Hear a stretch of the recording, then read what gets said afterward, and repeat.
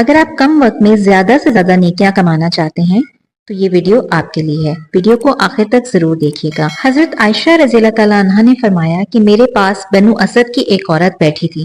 نبی کریم صلی اللہ علیہ وآلہ وسلم تشریف لائے تو ان کے متعلق پوچھا کہ یہ کون ہے. میں نے کہا یہ فلاں خاتون ہے جو رات بھر نہیں سوتے.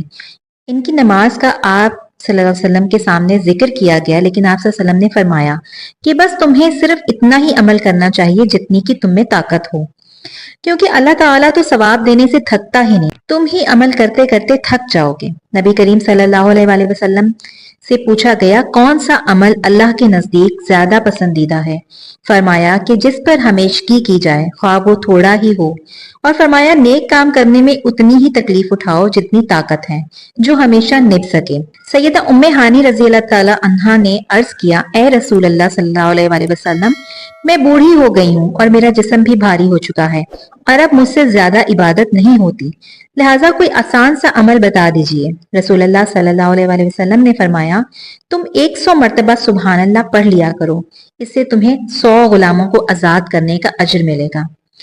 100 مرتبہ الحمدللہ پڑھ لیا کرو، اس سے تمہیں کاٹھی اور لگام سمیت 100 گھوڑے راہ خدا میں وقف کرنے کا اجر ملے گا. 100 مرتبہ اللہ اکبر پڑھ لیا کرو، اس سے تمہیں 100 اونٹوں کی مقبول قربانی کا اجر ملے گا. اور 100 مرتبہ لا الہ الا اللہ پڑھ لیا کرو، اس سے تمہارے لیے زمین و آسمان کے درمیان کا سارا خلا نیکیوں سے بھر جائے گا. ویورز، اگر آپ لوگ بھی کم وقت میں زیادہ سے زیادہ نیکیاں کمانا چاہتے ہیں تو اس ویڈیو کو سیو کر لیجئے اور روزانہ رسول اللہ صلی اللہ علیہ وآلہ وسلم کے فرمان کے مطابق یہ تمام اعمال کیجئے. اللہ ہم سب کو جزائے خیر عطا فرمائے. آمین.